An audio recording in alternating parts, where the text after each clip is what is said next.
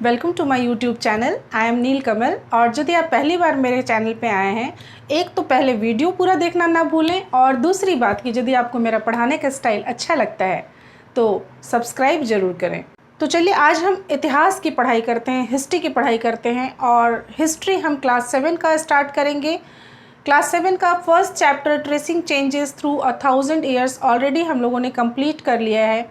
और आज हम सेकंड चैप्टर पढ़ेंगे। सेकंड चैप्टर का नाम है न्यू किंग्स एंड किंगडम्स। तो ये 7th to 12th सेंचुरी की बात है, जब न्यू किंग्स एंड किंगडम्स बने थे, यानी कि नए नए राजाओं का उद्भव हुआ था, नए नए राजाओं का उदय हुआ था और नए नए राजवंश आए थे। तो हमारा जो पहला सब टॉपिक है वो है the emergence of new dynasties.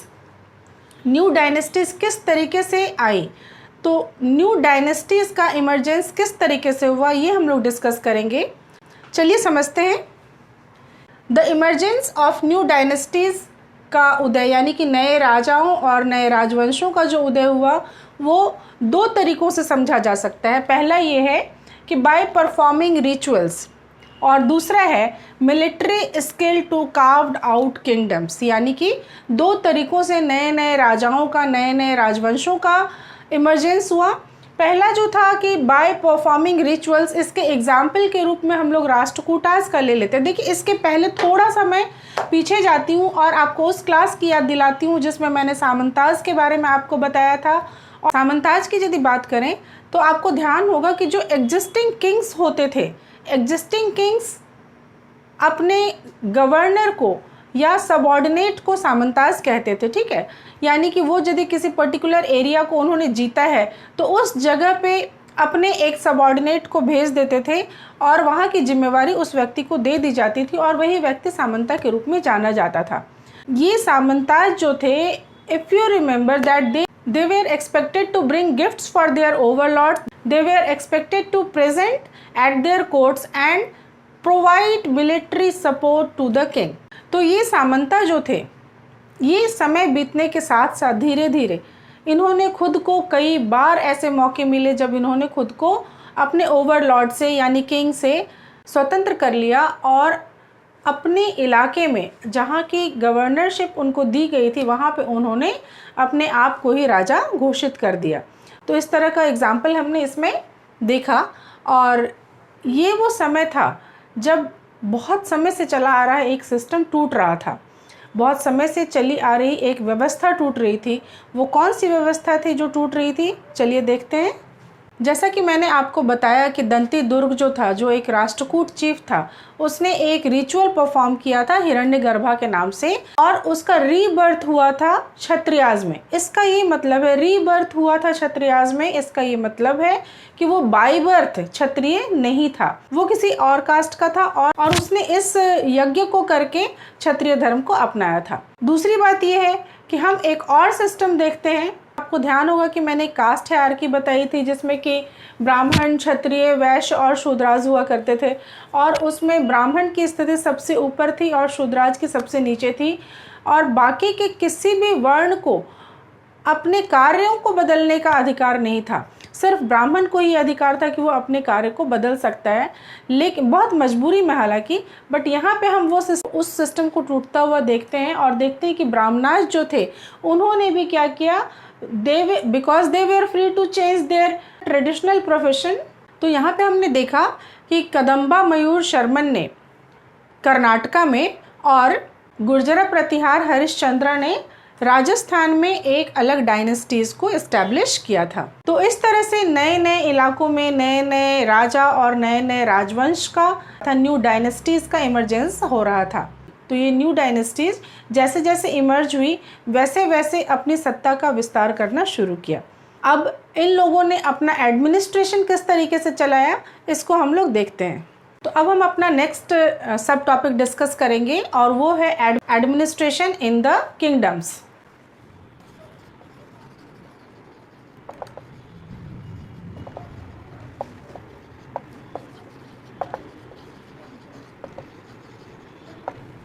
तो चलिए बताइए बच्चों कि एडमिनिस्ट्रेशन चलाने के लिए सबसे ज़रूरी चीज़ क्या है। राजा तो हो गए, राजा हो गए, उन्होंने अपने राज्य का विस्तार भी कर लिया, नए डायनेस्टीज उन्होंने इस्टेब्लिश किए, अपने राज का विस्तार करना भी शुरू किया। जो सामंताज थे उन्होंने अपने ओवरलॉर्ड से, अपने किंग से रिलेशन को ब्रेक कर लिया और उन्होंने अपना अलग राज्य इस्टेब्लिश किया। तो राज्य तो इस्टेब्लिश हो गया, पर वो चलेगा कैसे? सबसे ज़रूरी चीज़ क्या होती है? तो शासन को चलाने के लिए जो सबसे ज़रूरी चीज़ होती है वो है रिसोर्सेज। तो रिसोर्सेज कहाँ से आते थे, चलिए हम लोग ये डिस्कस करते हैं। तो जो हमारा नेक्स्ट सब टॉपिक है वो है administration in the kingdoms. In kingdoms में एडमिनिस्ट्रेशन किस तरीके से होता था? बट ऑब्वियस बात है, पैसा चाहिए, बिना पैसे के कुछ नहीं हो सकता। बट ये पैसा आएगा कहाँ से? तो इस सेगमेंट में हम क्या डिस्कस करेंगे? जब हम एडमिनिस्ट्रेशन की बात करेंगे तो हम सबसे पहले ये देखेंगे कि वो रिसोर्सेज क्या क्या हैं, कहाँ कहाँ से वो रिसोर्सेज इकट्ठे किए जा रहे हैं, किन लोगों से टैक्सेस लिया जा रहा है। ये पहला चीज़ हो गया आपका कि किन लोगों से टैक्सेस लिया जाता था उस समय में जबकि हम बात कर रहे हैं। अब पैसे तो आ गए, टैक्स के थ्रू पैसे आ गए। और दूसरी बात हम ये डिस्कस करेंगे कि इन टैक्सेस को क्या कहा जाता था, किस रूप में टैक्स लिए जाते थे और इनका क्या पर्टिकुलर नेम था, ये हम देखेंगे। उसके बाद थर्ड चीज़ जो है इसमें देखने की, मैंने जैसा कि बोला कि हम इसे 4 तरीके से देखेंगे। सबसे पहले कि वो लोग कौन थे जिनसे टैक्स वसूला जाता था, और दूसरा कि ये टैक्स का नाम क्या था, अलग अलग तरह के टैक्स जो थे वसूल किए जाते थे लोगों से, उसका नाम क्या था। और तीसरी चीज़ जो हम डिस्कस करेंगे वो कि ये पैसे तो आ गए, अब इन पैसों को खर्च कहाँ किया जाता था, कौन कौन से मद थे जहाँ पे इन पैसों को खर्च किया जाता था। और चौथी और सबसे इम्पॉर्टेंट बात ये है कि हु वर द कलेक्टर्स, कौन वो लोग थे जो इन टैक्सेस को इकट्ठा करते थे। तो चलिए देखते हैं। सबसे पहले हम देखेंगे कि जो नया किंगडम बना उसमें किन किन लोगों से टैक्स लिए जाते थे। तो हम देखें कि पीजेंट्स से टैक्स लिए जाते थे, कैटल क्रीपर जो कैटल्स को जो रखते थे उनसे भी टैक्स लिया जाता था, और जो आर्टिजन्स होते थे उनसे भी टैक्स लिया जाता था। इसके अलावा ट्रेडर्स जो थे उनसे भी टैक्स लिया जाता था। अब ये लोग जो थे ये आसानी से तो टैक्स देंगे नहीं कि भाई ठीक है हम उपज कर रहे हैं, तुम्हें जितनी मर्जी है तुम ले लो, है ना। तो क्या होता था, दे वर एक्चुअली फोर्स्ड, उनको एक तरह से कंपेल किया जाता था। They were persuaded to surrender part of what they produced. ठीक है, तो इस तरीके से हमने देखा कि किन किन लोगों से टैक्स लिया जाता था। अब दूसरी बात यह है कि ये जो डिफरेंट टाइप्स ऑफ टैक्स थे उनके बारे में हमें पता कैसे चलता है और उनका नाम क्या था। तो हमें बहुत सारे चोला इंस्क्रिप्शंस मिले हैं जिनमें हमें मोर देन 400 टर्म्स मिलते हैं अलग काइंड्स ऑफ टैक्सेस के लिए, अलग अलग तरह के टैक्सेस के लिए, like 400 terms for different types of taxes. इसमें कुछ नाम जो है वो बहुत इम्पॉर्टेंट भी हैं और बहुत बार यूज़ भी हुए हैं, जैसे कि वेट्टी एक तरह का टैक्स था जो कि फोर्स्ड लेबर के रूप में लिया जाता था, यानी कि बेगारी कराई जाती थी लोगों से, काम करके पैसे नहीं देना या पैसे इतने कम देना कि बस उसका गुजर बसर हो सके। तो इस तरह की प्रथा प्रचलित थी और उसके लिए वेट्टी टर्म आता है। दूसरा हम लोग देखते हैं कदमई, ये एक तरह का लैंड रेवेन्यू था। तीसरा है थैचिंग द हाउस, इसके लिए भी पैसे लिए जाते थे, टैक्स के रूप में इकट्ठा किया जाता था।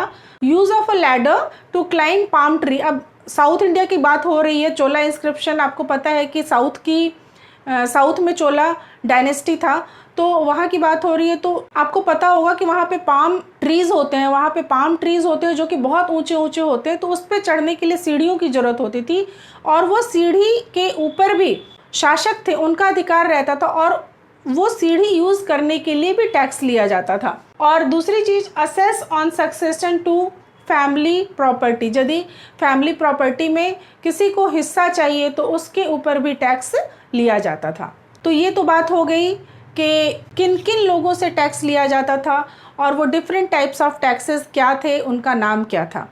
अब आगे हम देखेंगे कि ये जो पैसा इकट्ठा हुआ टैक्स के जरिए, उन पैसों को खर्च कहाँ किया जाता था, यानी कौन कौन से वो मद थे जहाँ पे इन पैसों को खर्च किया जाता था। अब हम ये देखेंगे कि जो रिसोर्सेज इकट्ठा किए जाते थे उनका इस्तेमाल कहाँ होता था। तो resources were use to finance king establishment, यानी कि राजा का जो महल होता था, राजा के रहने की जो जगह होती थी, राजा के एस्टेब्लिशमेंट पे इन पैसों को खर्च किया जाता था।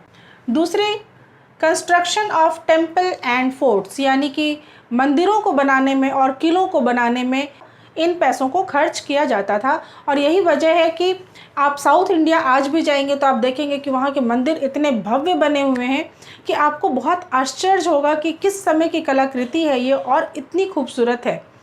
तो कभी मौका लगे तो ज़रूर साउथ इंडिया जाके वहाँ के मंदिरों को देखिए, क्योंकि ये वहाँ के इतिहास को बताते हैं, ये मंदिर वहाँ के इतिहास को बताते हैं कि किस तरीके से कितना ज़्यादा खर्च किया गया था इन मंदिरों को बनवाने में। तीसरी चीज़ कि फाइट्स वॉर, लड़ाई लड़ने के लिए भी इन पैसों का इस्तेमाल किया जाता था।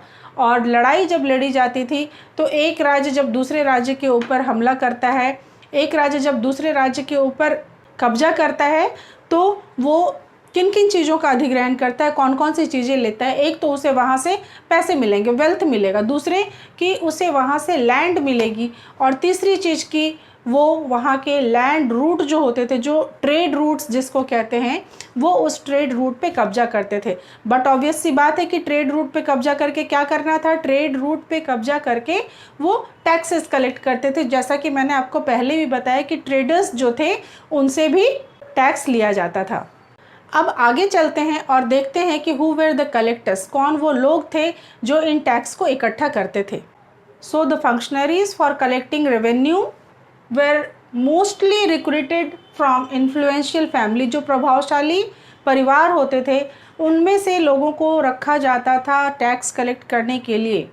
दूसरी बात कि सबसे इम्पॉर्टेंट चीज़ जो थी वो ये कि हेरिडेटरी होता था, ये जो पोस्ट होता था टैक्स कलेक्ट करने का वो हेरिडेटरी होता था, यानी कि किसी फैमिली में यदि फादर इस पोस्ट पे हैं, यानी कि उसके बाद उसके फादर के बाद वो पोस्ट उसके बेटे को मिलता था, यानी कि टैक्स कलेक्ट करने का जो राइट होता है वो राइट उसके बेटे को मिलती थी। हालांकि यही एक बहुत बड़ी व्यवस्था थी जिसके चलते बाद में चल के, इसी सिस्टम के चलते बाद में चल के कोई सा भी डायनेस्टी जो है वो बहुत कमज़ोर पड़ गया। तीसरी चीज़ ये होती थी कि जो क्लोज रिलेटिव्स होते थे किंग के, उनको भी टैक्स कलेक्ट करने के लिए रखा जाता था। तो जहाँ तक क्लोज रिलेटिव्स होते थे तब तक भी बात ठीक थे, कई बार बहुत लॉयल लोगों को रखा जाता था। लेकिन देखो, पैसा वो चीज़ है कि सबके मन में लालच आ जाता है, और जैसे जैसे इन लोगों ने, जिनको भी वहाँ पे रखा गया उस टैक्स कलेक्ट करने के लिए, वो लोग धीरे धीरे प्रभावशाली होते गए।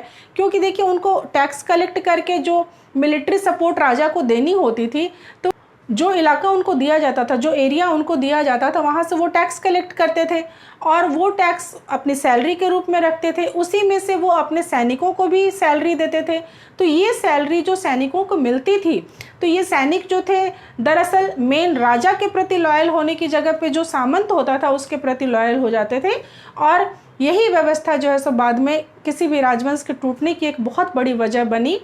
और हमने यहाँ भी किसी एग्जाम्पल में जब देखा कि सामंत जो है वो अपने ओवरलॉर्ड से खुद को स्वतंत्र कर लेता है, तो वहाँ भी यही बात है, क्योंकि उसके पास पैसे हैं ही, टैक्स के रूप में रेवेन्यू जो उसने कलेक्ट किया वो पैसे उसके पास हैं ही, सैनिक उसके पास है ही, राज्य उसको दिया ही गया है जहाँ का गवर्नर उसको बनाया है, तो और उसे क्या चाहिए था। तो बस वो मजबूत बन जाते थे और खुद को ही राजा, खुद को ही किंग प्रोक्लेम कर देते थे। जो हमारा तीसरा सब टॉपिक है इस चैप्टर का वो है प्रशस्तीज एंड लैंड ग्रांट्स। तो प्रशस्तीज और लैंड ग्रांट क्या होता है इसके बारे में मैंने ऑलरेडी एक वीडियो बनाई हुई है, उसका लिंक मैं इसके भी डिस्क्रिप्शन बॉक्स में डाल दूंगी। पर यहाँ पे मैं ये आपको बता दूं कि ये वो समय था, यानी कि हम 7th से 12th सेंचुरी के बीच की बात कर रहे हैं, और इस बीच प्रशस्तीज लिखने का चलन था।